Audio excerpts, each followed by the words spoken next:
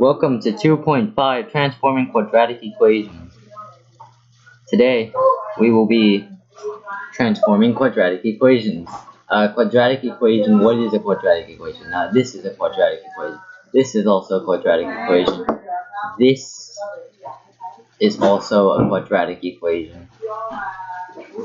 Everything that has a square and that, so anything that has a squared and that's associated with the x is a quadratic equation. So I'm going to draw all of these graphs to you, and then you can try to identify, I'll give you about 5 seconds, try to identify what's different from the parent function. We talked about parent function in 2.1.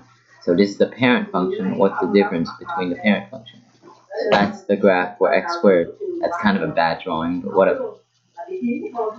Okay, first, x squared plus 4. What's the difference between x squared and x squared plus 4?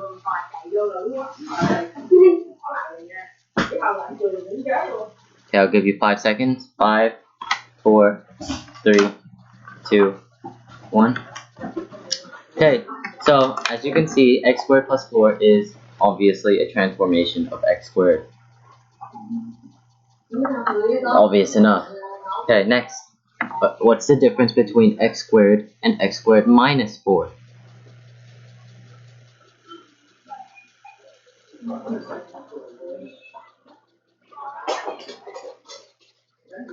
Okay, what's the difference? 5, 4, 3, 2, 1. As you can see, x squared minus 4 is just 4 units down from x squared.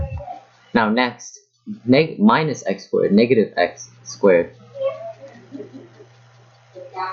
So graph negative x squared. So what's the difference between x squared and negative x squared? 5, 4, 3, 2, 1. As you can see, x squared is a graph pointing up, and negative x squared is a graph pointing down. Now next, x plus 4 squared. This is the graph for x plus 4 squared. Okay, it doesn't actually go through. 5, 4, 3, 2, 1. It's just 4 units to the left. So, what will you predict the graph of x minus 4 squared will be? You have 5 seconds. 5, 4, 3, 2, 1. You should have predicted that x minus 4 squared is like this. There you go. So it's x plus 4 squared, but shifted to the right. Now f of x equals 2x squared. 2x squared. What do you think the graph of 2x squared looks like? Give you 5 seconds. 5, 4, 3, 2, 1. The graph of 2x squared looks like this. Actually, that's probably a bad drawing. The graph of 2x squared looks like this. It's a graph of x squared, but more elongated. Okay, finally, what does the graph of 1/2 x squared look like? So the graph of 1/2 x squared looks like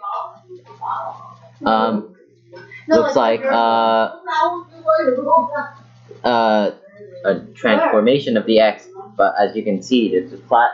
When you squish it, it's a higher number. So when you flatten it, I really like this analogy. I keep mentioning it, but I really like it. So when you flatten it, when you flatten the graph from both sides, it's a less than 1. When you squish it, it's more than 1. So it'll look like something like this. Okay, that's a pretty bad drawing, but the center is right here. So it'll be more smiley, basically. Okay, next, graph. So now we're going to do combinations of functions. And sometimes people might not know how to graph functions. So first of all, f of x equals x minus 2 minus 2. So first thing that you can know is this is in vertex form. You will probably already learn vertex form from Algebra 1 or Integrated Math 2. You've learned vertex form. It is a to the power ax minus h squared plus k. This form is where h, k is the vertex. So vertex is either the highest, the maximum, or the minimum of the graph.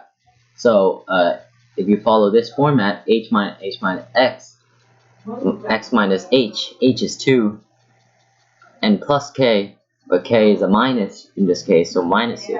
So it's 2, negative 2. 2, negative 2, right here.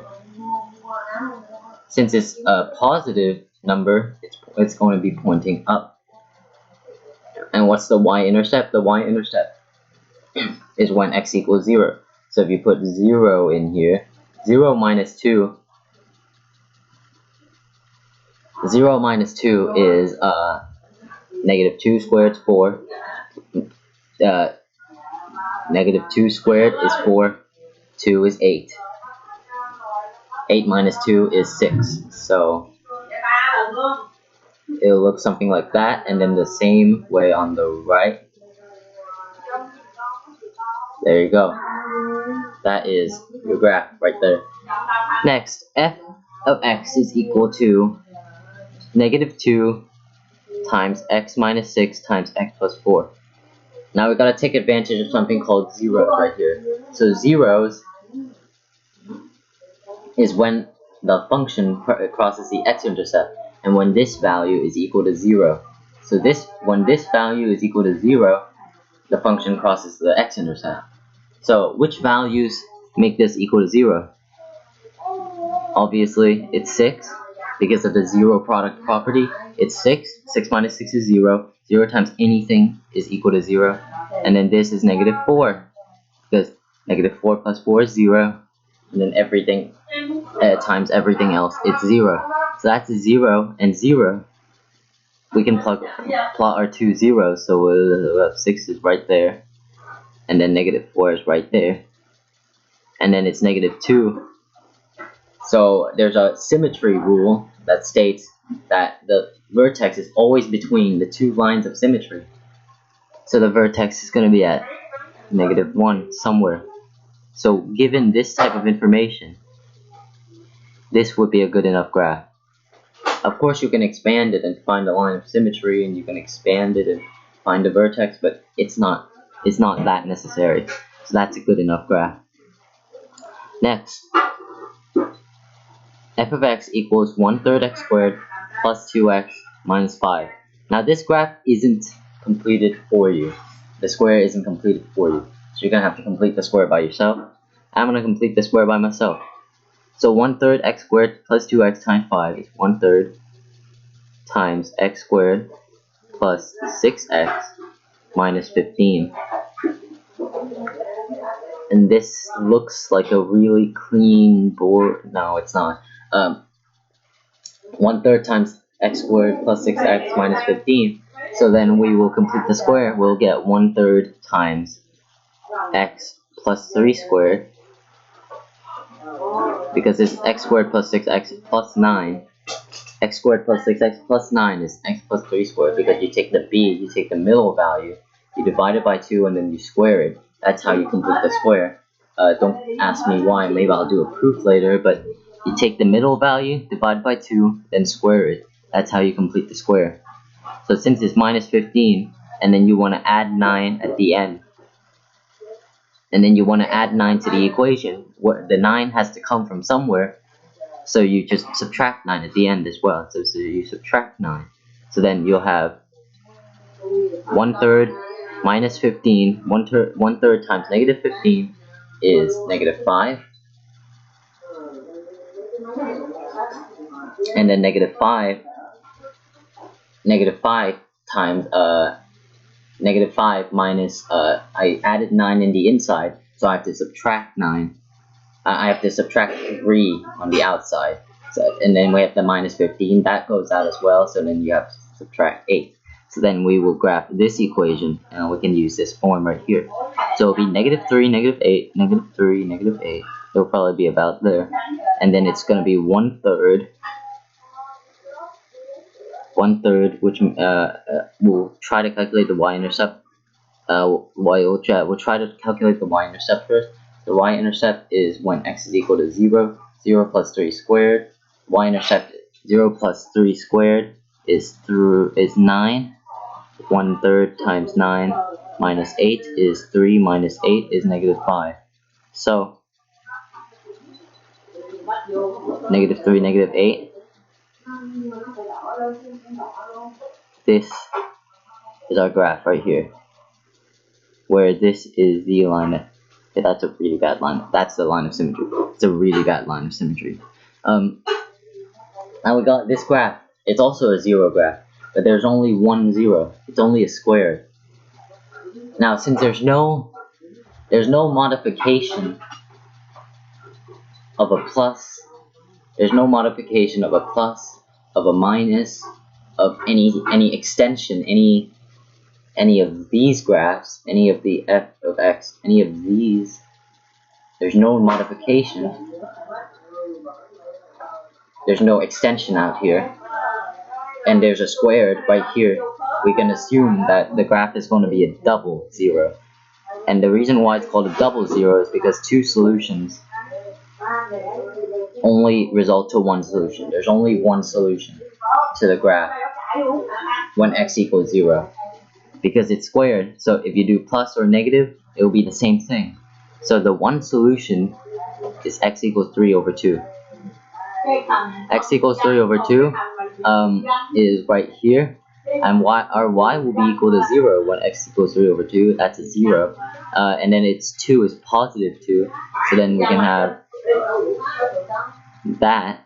We could calculate the y-intercept, but that's not necessary because we already know it's a 0, and the 3 over 2 sprouts from there. Okay, modeling with mathematics. The function f of t minus 16t squared plus 10 models the height in feet of object t seconds after it was dropped from a height of 10 feet on Earth. The same object dropped from the same height on the moon is modeled by -8 over 3t squared plus 10.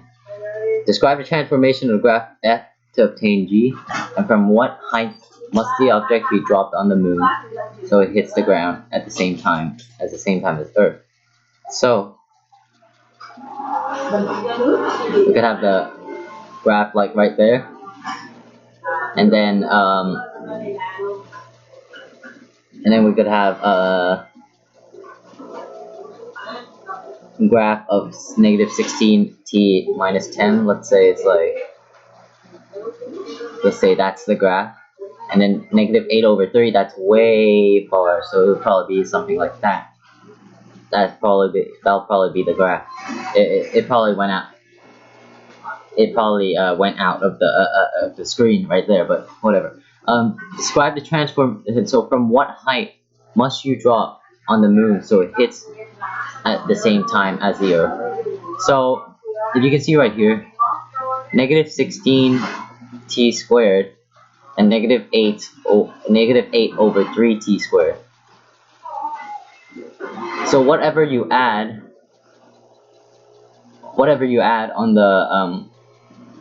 the moon is going to be multiplied by -16. This case it's going to be in here. It's going to be multiplied by -8 over 3. So it has like a doubling effect. Therefore, it can be calculated. So -8 over 3. So if you want to know how much time that you need for it to reach the floor, you can do -16 divided by -8 over 3, which is equal to -16 multiplied by 3 over 8, multiplied by -3 over 8, which is equal to 6. 6 times, right? So if it was -8 over 3, you have to multiply it by 6 if you want to do it by a -16t. -16t is 1. So -16 multiplied by 1 equals -8 over 3 multiplied by 6. But since it's squared, you have to square the answer as well. 6 squared is equal to 36. So therefore, for every 36 seconds, 1 second.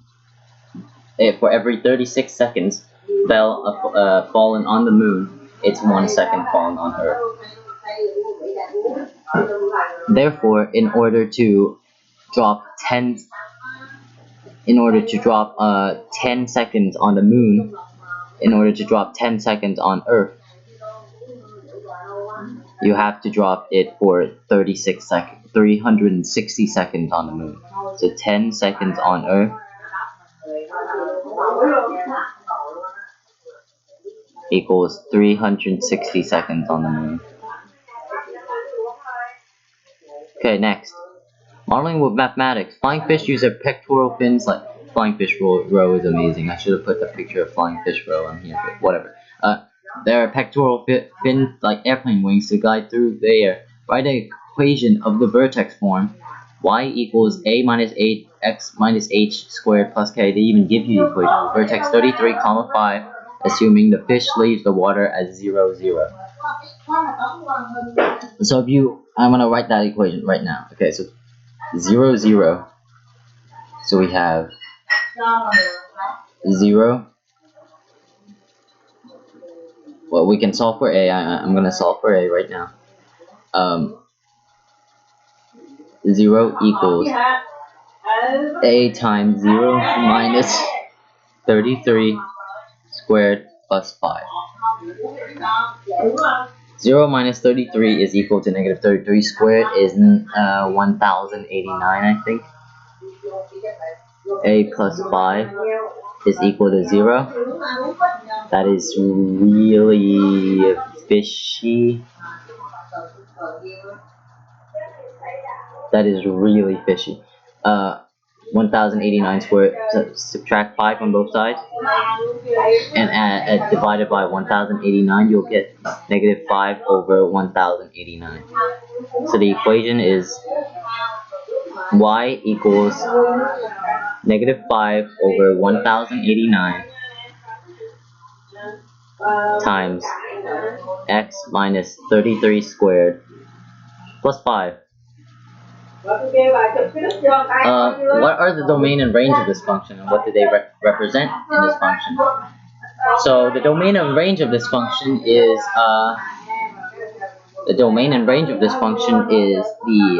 the like half of the function that it would take. So we can graph this function, and then we will know what the domain and range of this function is. So 33, 5, 33. Let's say it's right there, 5, let's say that's right there, and then negative 5. That is so flat. That is such a flat graph. That's actually amazingly flat. So let's say that's the graph, right? So our domain is all real numbers. Our domain is really not all real numbers, because the fish leaves the water at 0, 0. So the domain is x is higher than 0, because we don't want to measure higher than or equal to 0, because we don't want to measure when the fish leaves the water before the fish leaves the water. We want to measure what height does he get after he leaves the water. Okay, but our range is y has to be smaller than or equal to 5, because the fish doesn't get any higher than 5. The fish does not get any higher than the height of 5. So the fish has to go down at 5, and then the fish goes down from then to about judging by this quadratic equation, it should be 66 seconds, which is absolutely amazing. If a fish can actually fly for 66 seconds, I want to see that video. Like, I want to see a video of a fish flying for 66 seconds. Anyways, does the value of a change when the flight path has vertex 30, 4? Why? Yes, it does change. And I can show you why it changes. I'm going to tell you why it changes, because telling is better than showing, because I have to actually give you a understanding of why it changes. So when I did this, this was the a that I came up with. If the flight path has vertex 30, 4, the fish is flying at a slower rate to go up, and a represents the rate at which the fish flies. So if you fly at a slower rate, then obviously you're gonna if you reach a shorter distance, if you reach a longer distance, obviously your rate's going to change, and the amount of time that you go up is going to change. The amount of time that you fly down is going to change. Therefore, that's your 30,4 is going to change, or any other value you're going to change, unless if it's on the line. And even if it's on the line, it's going to change because the rate that you go up is going to change, but and the rate that you're going up is not going to change, but the time that you're going to hit the floor is going to change. So it's going to change. And that's going to be it for today's episode. I have a blank page. Thanks for watching. If you liked it, I don't know. I should stop plugging my channel. Bye.